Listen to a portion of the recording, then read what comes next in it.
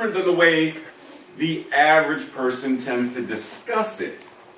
And we're going to discuss it because it's an important topic to discuss. So today, what we are talking about is, love your neighbor. Love your neighbor. I could stop there, and it would be like, because as much as you want to smile, we know that there is someone that we really don't want to, we don't want to love them. In all honesty, there are those people that we say, and you can say all you want, but Ray, I love everybody. So if I start going through a list of names, you're going to tell me that I can show up right now. Boom, Adolf Hitler. For many, the President of the United States, current. I mean, I could go through the list of. And if we're going to say, love thy neighbor, can you love them? And the great thing is, you can love them, even though you may not like how they are showing up. That's true. Because there is a big difference between the two. Now, big thing is, I want to talk about this here. The responsibility of being a good, see this little thing? G-O-D, a God Samaritan. Right? So it's going beyond simply being a good Samaritan.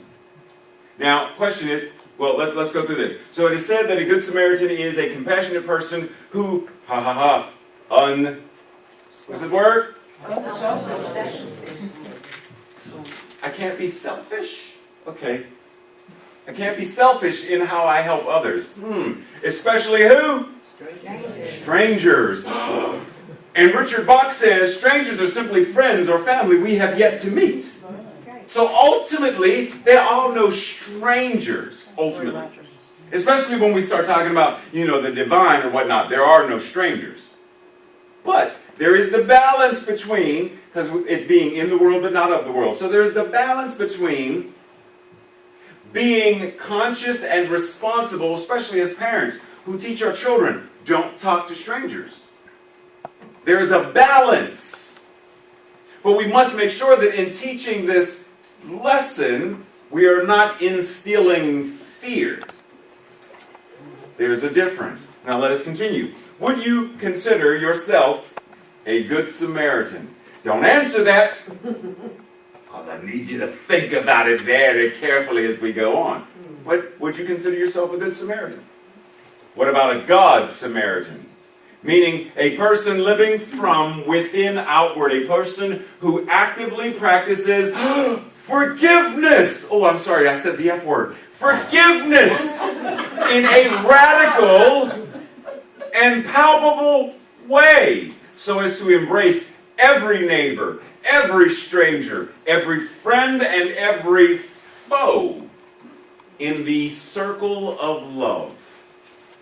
Ooh. Thank you, that's my sermon for today. Wow. That's a lot to ask for, right? That's a lot to ask for.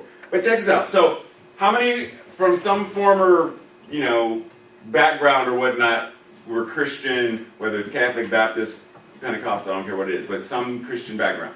Okay, a couple of you. Okay, so you know the story of the Good Samaritan? Anybody in here who has no idea the story of the Good Samaritan? Okay. So, I'm going to give you the brief cliff notes. So, there's this group of people who the Jews are like they're the untouchables. And I'm not talking about people with leprosy. I'm talking about the people who are not Jews. They were like, yeah, we don't associate with them, right? We stay amongst the people within our own tribe. You're not in our tribe. You are from that land called Samaria, blah, blah, blah, blah. You're not one of us. So, dude gets hurt, and he's laying on the road, and, somebody walks by, and they're like, oh, sucks to be you. Boom, and they go about their business. And somebody else comes by, and they're like, oh, and they go about their business. And somebody else comes by, and they're like, I don't see it, I don't hear it, I'm going about my business. And then this one guy comes by, and he's like, but I feel it's my responsibility. Even though, so he takes care of him, fixes his wounds, gives him something to drink, gives him something to eat to hold him over, throws him on the back of his donkey, and they go to the closest town, And he goes to the inn, and he goes to the innkeeper and says, okay, here's some cash. I need you to make sure he's got a nice room, gets, meals and a bed, and, take care of him and whatnot. I got to go. And he's like, are you sure? Yes. Here's this. And just in case you need a little extra, here's that. And he goes about his business. Doesn't know this man. But he took care of him. Even though the Jewish law says, not one of them. So that's the idea of a Good Samaritan. And we use that phrase very often in our regular everyday lives. We'll watch a video and we're like, oh, he's such a Good Samaritan. There was a story years ago, 2-3 years ago, and I don't remember the specifics of it, but somebody in Paris, I think, fell in the water and was drowning or somebody. It was a child, and this man just jumped in to save the child. And everyone was like, oh, you could have died. And then he's like, but it was my responsibility. I saw someone in need, and without thinking, I jumped in. And yet, several weeks ago, on a train in New York City, a woman I think she was in her 80s, sitting all by herself on the train, just relaxing, has some guy walk up to her and start kicking her in her chest, her face, repeatedly, over, and over again. 10, 15 people pull out cell phones and they're filming it. Not one stopped it. Why not? Now, whether it's the FBI or police or whatever, they talk about something called the bystander effect, where people have in their consciousness, someone else is going to do it. I'm not going to do it because clearly, surely, someone else is going to be the one to stop this. And because someone is always thinking, someone will, someone else will, someone else will, no one does. That is the absolute antithesis of being a Good Samaritan. You see something that is wrong and you do nothing. Right? So just marinate on that for a moment and let's ask ourselves in the quiet of our own mind, because truthfully, when you see this man assaulting this woman, if someone attempted to stop him, could he have turned that aggression on them? Yes. Could they have now become the target of and been beaten down and hospitalized as a result? Yes. Might he had a knife or a gun? Yes. Might the person who stepped in to stop this have been killed? Yes. Is it possible? Yes. But we have to at some point ask ourselves, am I able to live with myself knowing I witnessed this and did nothing? And stepping in doesn't always mean physically stepping in. Because what they said was, no one even called the police. They were too busy on their phones filming it.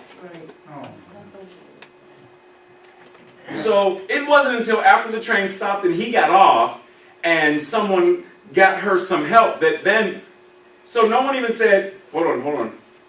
Selfie. Oh, I should just film it. I shouldn't selfie it, but I'm legit. Instead of, you're filming, I'm calling 911.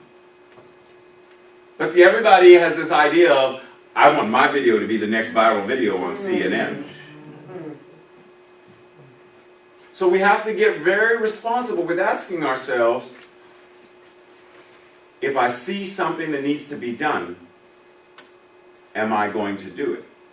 Now, this isn't even the topic of today's message.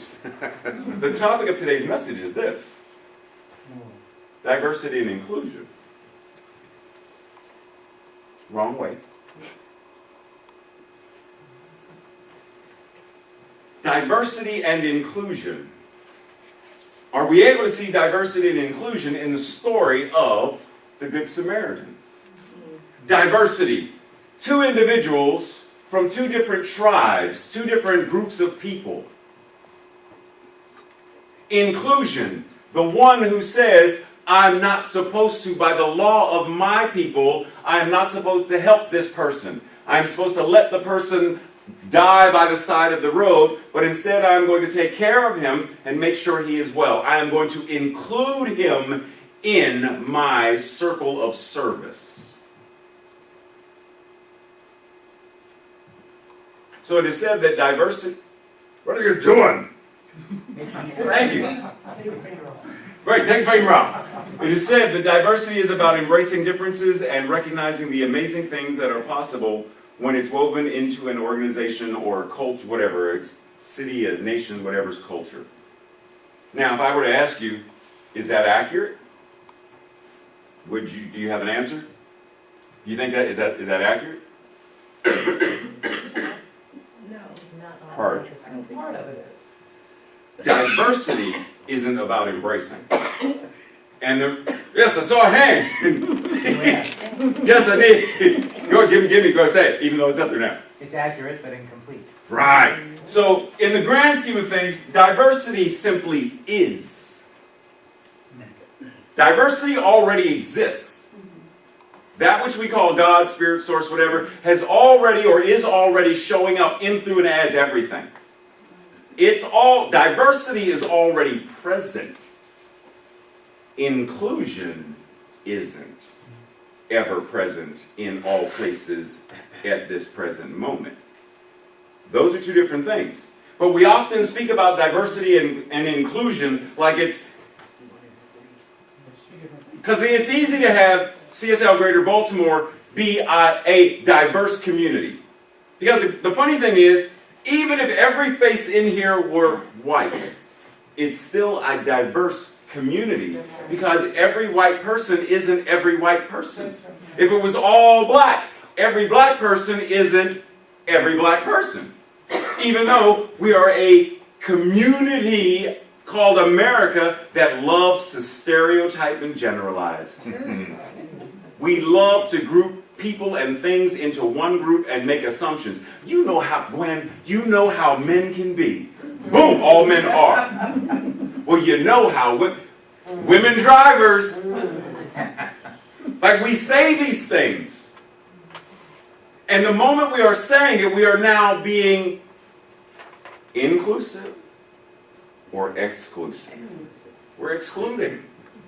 In some way, shape, or form, our consciousness is about pushing people out, talking about the other. The other. It's now about them. Okay, so if we're talking about them, how do we ever really ground ourselves in what this teaching is as unity consciousness, oneness? That which God is, as a world that works for the highest and best. Oh! If we're excluding folks, it's never going to work. Never going to work if that's what we're doing. So the funny thing is, part of our homework, part of our work is getting very clear with what does it mean to exclude? What does it mean to segregate? To integrate versus include. Because oftentimes we see this and we think these people, well, they are included. No, they're not. Because they're there and they are now in their own small little group. How many people in here are public school teachers or college teachers? How many people in here have had a public school teacher or a college teacher? Okay. Figured I had to go there. I only got 2 teachers in the room. So I don't know about you, but at one point when I was going through learning to be a public school teacher, I had to take child psychology and then adult psychology and adolescent psychology. Ooh, that adolescent psychology. Oof. Man. Woo-hoo. Them teenagers. Hormones and throw them out. Now, I mention this because there was one particular book that still is seared in my mind. Why are all the black children sitting together in the cafeteria? Yeah. Like it's a powerful book. Why are all the black kids? Get your finger off the button. Why are all the black kids? They're in the group. They are in the school. It's not like they're segregated. You have a school for the colored kids and a school for the white kids. Segregation. They're in the school. It's just like years ago when I was in public school, there were deaf students in the school. They were mainstream, but none of us knew how to sign. So all the deaf kids sat together because they could sign to each other. That's not inclusion. So what I did was, I said, well, if I'm going to be a public school teacher, I want to be able to communicate with whoever. I don't care where my kids come from. I don't care. If I had a kid from Egypt, I need to know how to speak Egyptian. I don't know how to speak hieroglyphics, but I'm going to learn whatever I need to do. I'm going to do whatever it is I need to do to be able to communicate. If it's nothing but I need to start with a hello in your language, at least start there, because it begins to open the door, because now the student says, this man has no reason, none, to greet me in my native tongue, and yet he is. It's beginning to open the door. It's beginning to demonstrate what this philosophy is about. How do we now begin to include other people into that circle of love? How do we develop? Now here comes one of the big challenge. So diversity already exists, right? I mean, let's take this center specifically as an example. Diversity already exists. And diversity shows up in many ways, whether it's age, gender, sexual orientation, finances, like it shows up in every way possible. But is this where we are right now? Right? And don't answer the question, but think. Because the goal is for every piece to come together to form the image of what CSL Greater Baltimore is as a center that is demonstrating a world that works for the highest and best of all. We should be demonstrating it here first, so that the ripples of this is a center that works for the highest and best of everyone who comes in here. It's one thing to talk about one day there will be a world that works for the highest and best of all. I cannot wait till it gets here. But it's out there. It's out then. When is now? Here is here. When do we start to demonstrate this ideology and concept in our lives right now? Now the thing is, I've sort of formulated my mind with this idea that because if we go back for a second, remember this word? Forgiveness. It was that word that a lot of people really don't really like much. But wherever in our lives we are withholding that, then we are promoting some form of segregation, isolation, separation. Some way, shape, or form. Because forgiveness says, come, welcome. Forgiveness is this. Not forgiving is that. How does someone ever, imagine, so we did the namaste greeting, right? So imagine that I want to give Gwen a hug, and I walk up to her, and I'm like all smiles, and I'm like, I get to give Gwen a hug. And I walk up to her, and Gwen is like, and I'm like, I'm trying to get around, like she's playing games, right? Okay, and like no matter where I move, how I move, it's like, and I can't get, what do I start to feel? In the deepest recesses of, what do I feel? So check this out, because on this deep level, I know that there are people here in this center who don't like some of the people in this center.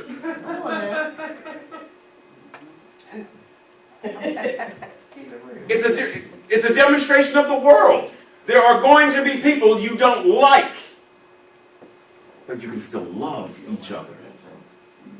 You can still demonstrate love and a willingness to connect under this teaching and this philosophy with one another. We all don't have to be best friends. But on some level, we do have to be family. We chose to come here. There's a whole lot of other places we could be. There are other places that I could have, people have offered me, still offering me, other pulpits to be. I could be. Because you're not going anywhere. Next slide. There are other places. You could have stayed in bed today. Half the congregation did. You're probably watching me on Facebook right now. Right? But for real. There are other places you could have chosen to be, but you chose to be here. If we are going to step into this choosing to be present, then why not commit 150%? Why show up halfway? Nobody showed up half dressed. Well, It's not warm enough. Nobody showed up. Right? So you showed up fully to whatever degree you were able to in this moment show up. But the thing is, if we are really going to move forward into this idea of what it means to be a demonstration of this philosophy, this teaching, a world that works for the highest and best of all, we are demonstrating love and light and joy because we believe in this philosophy. We believe in this teaching. We believe because we know on some level it works. Well, it doesn't work if you don't work it. So on some level, we have to say, and the thing is, we get complacent.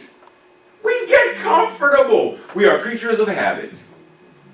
How many of us, and if it's not you, it's someone you know, you can walk into Starbucks, because there's that one you always go to, and you walk in, and there's that one barista that knows you, and as soon as you hit the door, they're already making your half latte caramel macchiato, half frap, half a soy latte mocha kappa, half something. Like they're already on it, because you're a creature of habit. Right? We get to a level of consciousness and we're like, boom, smooth sailing is the life for me. I'm happy at about 3. I don't need to do any more work. Like, we get comfortable and we get complacent rather than saying, okay, if I feel like a 3 today, can I be a 3.1 tomorrow? Okay, now it's the next day. Can I be a 3.2? It's not like we got to jump from a 3 to a 33. Can we incrementally, if that which Spirit is ever and ever and ever expanding, then there is more love than we will ever be able to feel in these bodies. Because these bodies are finite. They're finite. I can only be so tall, so thick, so thin, so dark, so light, so whatever. I can only be because I'm finite. But that which Spirit is infinite. It is beyond the bounds and limits of. So we will never fully until we are in that level of it. And that's fine. Because it's like music. All music exists right now in this moment. But what would happen if you tried to listen to every song, every instrument, all right now at the same time? You wouldn't be able to, it would sound like noise. It would just be, like it would just be noise. So what we have to do is, don't laugh at me, Dedra and Robin. Thank you. I've practiced. What we do to enjoy it is we break it into smaller pieces and listen to one song in this moment. One cup of tea in this moment. We don't try to drink 1,000 cups of tea all in one moment. We just need to drink one. In this moment, feel the love of this moment. Feel the light of this moment. Stop trying to stretch out and be, I want to be all light. I want to be all love. I want to be all of everything. No, you don't. Because if you did, you wouldn't be here. You are here in this body to experience what this body is here to experience. So feel it. Love it. Love yourself in, through, and as every experience. Because that is also diversity. Diversity is happy, sad, joy, and bliss, and anger and pain. It's all of it. So include it in your experience. It doesn't mean marinate on it. It doesn't mean get to that land of, I have finally arrived at the land of anger and pissed off. I shall pitch my tent here and build a condominium. It does not mean that that's what you need to do. It means you experience it and keep on stepping. You recognize it and keep on stepping. I'm angry. I feel angry in this moment. Why? What's going on with me? Recognize it, acknowledge it, and then release it. Same thing for love and joy. Be with it, be present, acknowledge it. Don't shout, love, love, where did you go? Love, wherefore art thou? Oh, no. I need love. I'm looking for love in all the wrong places. For real. But that's what we do. We cling. That's why jealousy happens. Because the one that we love, we are afraid of losing it. Losing them. And so we cling. We attach. And we don't want to let go. Where are you going? What time are you going to be back? 7 o'clock? Okay. Where are you? I just walked outside the door. What time are you coming back? I said 7 o'clock. It's 5:02. What time are you coming back? It's 5:03. Leave me alone. We cling. We cling to our emotions. We cling to our friends. We cling to our family. We cling to our jobs. We cling, we cling, we cling. It's like we came out of Star Trek. We're Klingons. Let the stuff go. Let it go. Let it go. If we're truly going to get to this thing about what diversity and inclusion is, then we really have to understand that the entirety of all of this, education, family, life story, gender identity, appearance, housing security, country of birth, culture, ethnicity, age, biological sex, all of this stuff, all of it shows up here. And the moment we push away at any aspect of this, then on some level, we are saying, I don't believe in CSL Greater Baltimore. I don't believe in the philosophy. I don't believe in a world that works for all. I don't believe in it because I'm not practicing it. What I'm practicing is the opposite of it. I am practicing some form of segregation. I don't like this person, so I'm going to avoid them without doing the practice of, how do I get through this? I'm going to see Norm every Sunday, but I don't like him. This is a lie. I'm making this up. This fictional story written by J.K. Rowling and Stephen King. It's a fake story. But I don't like him. So I avoid him. I know he sits in the front, so I sit in the back. He sits on that side, I sit on this side. Like, what is that? And then when someone says, Ray, Norm's looking for you. And we don't even know we did it. We don't even know we did it. And then we're like, what was that? What was that? You're like, oh, nothing. We lie. Because we have to protect the facade of, I'm so holy, so righteous. I practice this philosophy, but I'm fake. You know how many Christians that I know and grew up with who were like, pray Jesus every day? Well, yes. As soon as church was over, they're fussing and cussing about everything. Did you see that girl? Did you see what she had no business wearing that in the choir today? Like, I can't believe. Did you see the pastor's wife? She should be ashamed of herself. You joke, you're still in the parking lot. Like you done lost the sheen of Jesus that fast. Like you hold Jericho longer than that. Come on now. Hold it. At some point, we need to say, what is that thing in me that I see in someone else that I'm not liking? Yes, sir. And how do I move through it and heal it? Because it's not about them. Ultimately, even if I really didn't like Norm because Norm spat on me. Like he really doesn't like me. He was like, oh, really?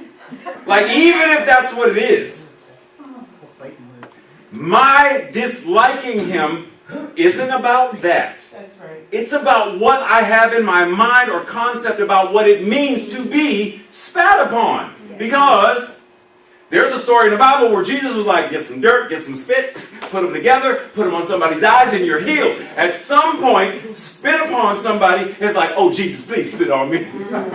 Like there are places where it's a blessing to be spat on. So, is it about the spit on, or is it about my idea of what it means to be spat upon? It's about me. It's about how I am processing, how I am judging. Not necessarily about them. Because ultimately, remember the story I told you a long time ago about forgiveness is about being bitten by a snake. And when you get bitten by the snake, the poison is in you. You can kill the snake. You can burn it. You can beat it. You can chop it up with an axe. You can do whatever you want to with the snake. The poison is already in you. So it's not about the snake.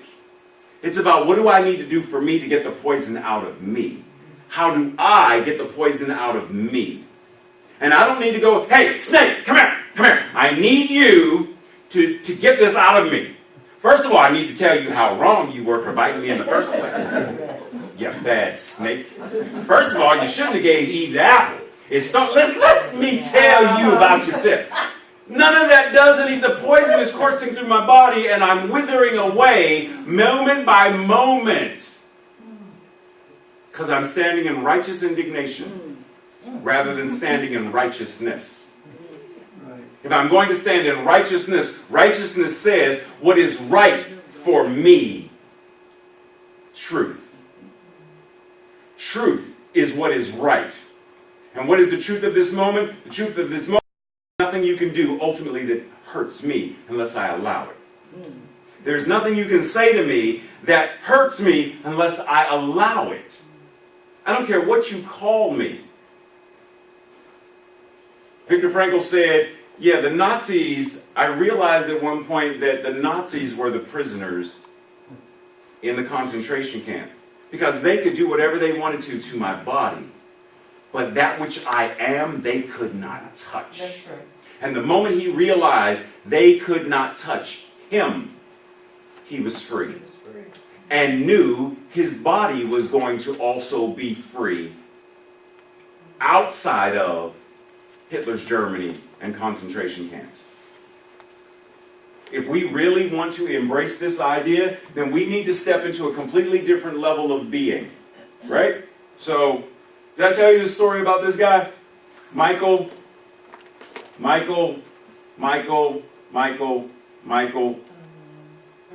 his probation officer, Tiffany, Dr. Bernice King. Did I tell you this story before? Okay, some of y'all don't know. Who doesn't know the story?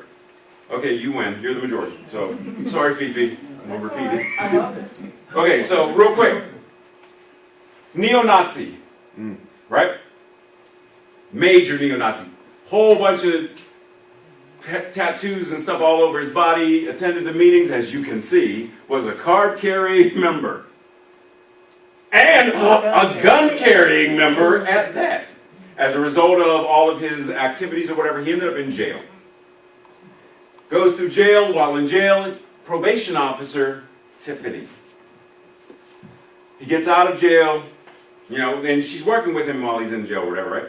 And he gets out of jail, and because of their friendship, he renounces all affiliation with white supremacists and neo-Nazism.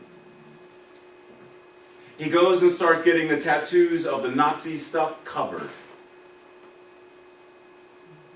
He changes his life because this black woman, who everything in his past said was nothing was worthy of being killed, hung, burned, whatever.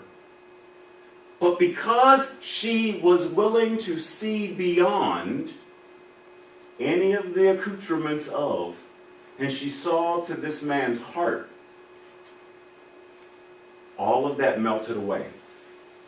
It melted away to such a degree that he was being interviewed by this guy, and this guy at one point says, "So do you credit her with, your transformation?" And he said, "Yes, I know that if it weren't for her and her influence in my life, I know that I would not be who I am today."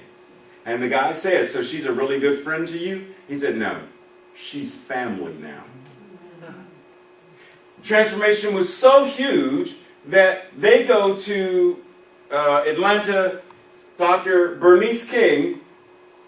Know who she is, right? Know who her father is? Yes. Know who her mother is, right? She sits down and talks with them. They ended up having a summit on racism and inclusion with him as the demonstration of what is possible. But imagine, because this is what we as humans do, I'm not going to be friends with that. If there was anything that I have reason to dislike and to hate, it's that. And this do not mix. And we don't even need this to show up here. All we need is for somebody to take the last croissant that is sitting on the snack table when we wanted it. And we're upset. All we need is someone to take that seat, because it's my seat, and they're in it now, and I'm upset. Minor things. And even when it is something major, that someone says something. Several weeks ago, I'm sitting with a group of ministers, and one minister, who's a CSL minister, we're like in this deep conversation about politics and race and stuff. And somewhere in there, someone at the table makes a comment and says, "Well, I feel like if we do this with the government, that it would change the scope of what's going on. Like, if something was passed and it said, for this next term of political office, every office is held by a person of color. Every office. To demonstrate radical transformation in the vibration of the country. So like this next term, every mayor, everything, person of color. Right? And this one particular minister, is questioning. So they turn to me and say, paraphrasing, "Ray, do you believe that there are enough good ones to do this?" Right. And as soon as the words rolled off their tongue, they realized, one, I'm speaking from white privilege. Two, that was, and they caught it as they were saying it, which was great. Because that's showing consciousness caught itself. It's like, there's a tail, and it's like, oh, that hurt. Like you catch it, you chase the tail and you bite it, it's like, oh, that wasn't fun. Ow, that hurt. They caught it and realized how painful it was. But this is the CSL minister who's been a minister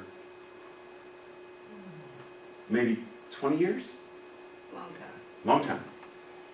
Much longer than me. Long time.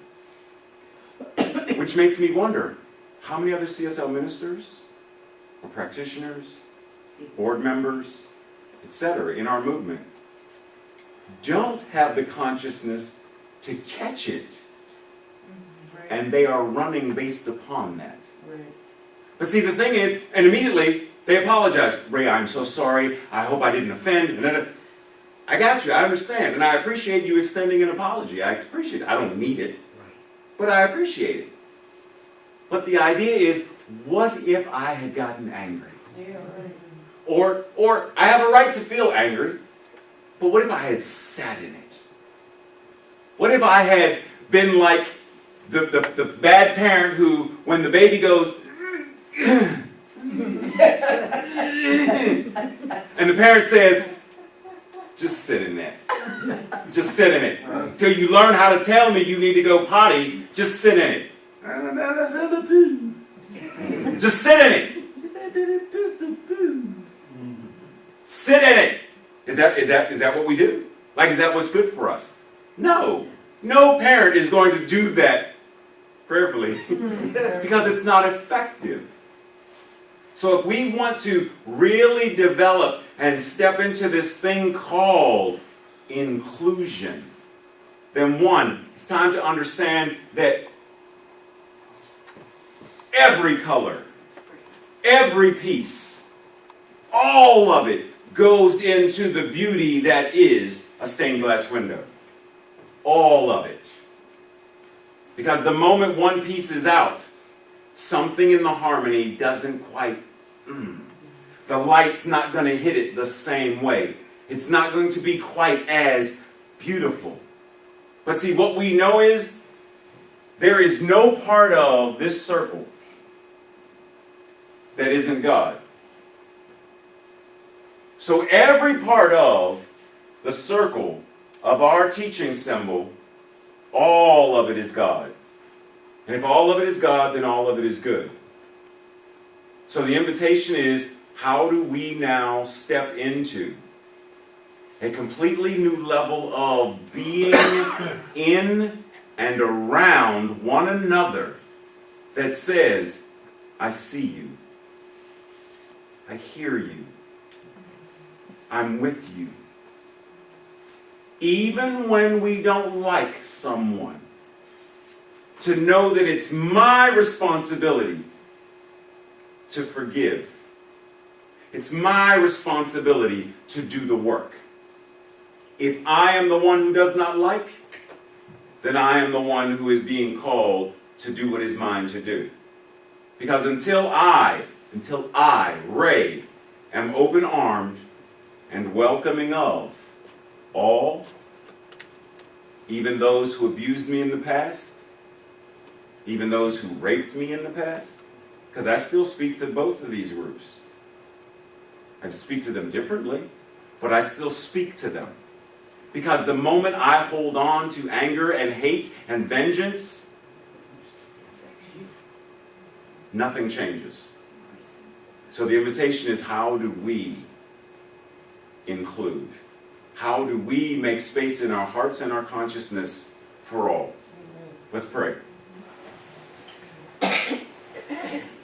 Anchoring ourselves right now in this breath that demonstrates the isness and allness of the universe breathing itself right here and right now, surrendered and simply allowing the breath to be. I declare, I affirm, and I speak what I know. There is only that which God is. And that which it is, I am. The infinite divine, the Om, the Ah, the divine breath, the infinite circle whose circumference is nowhere, whose center is everywhere, present right here, right now, speaking these words about itself.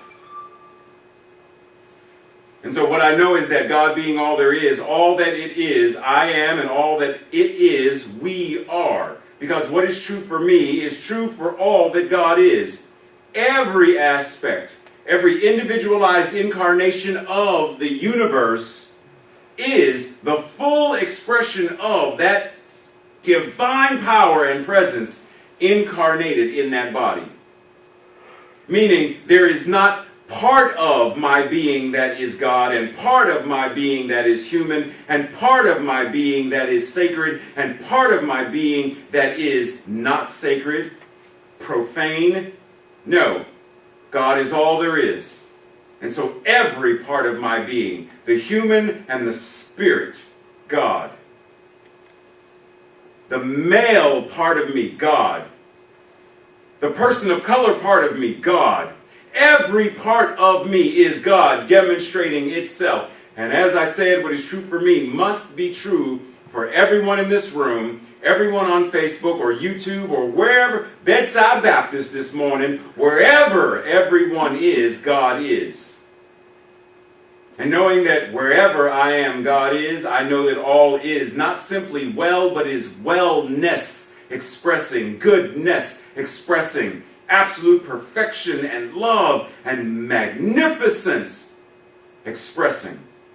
Everywhere I am willing to see it, and I am willing now. Everywhere that I am willing to hear it, and I am willing now. Everywhere that I am willing to welcome and include it, and I am willing now. And I know by the presence of individuals here in the room and presence via the internet, I know that this I am ready now is the clarion call of all of us. Ready now. Ready to be more God now. Ready to be more love now. Ready to forgive radically now. Ready to be free right here and right now. And knowing that there is only this moment. There is no to be free later. Right here, right now. Free at last. Free at last in this moment. Thank God Almighty, I right here, right now am free. Free of all guilt, free of all grudges, free of all dislikes, free of all discord, free of all segregation and separation, free of all scarcity mentality, free of it all, and simply stand boldly and unapologetically divine and beautiful and delicious and magnificent, knowing that Om Tat Sat, I am that I am, and what is true for me is true for all here. God, demonstrating God. I surrender this knowing it is done. I surrender it knowing it is good. I surrender it knowing it is overflowing. So much, in fact, that we are drinking from our saucer because our cup runneth over. There is more and ever more and ever more. And thank God that it is.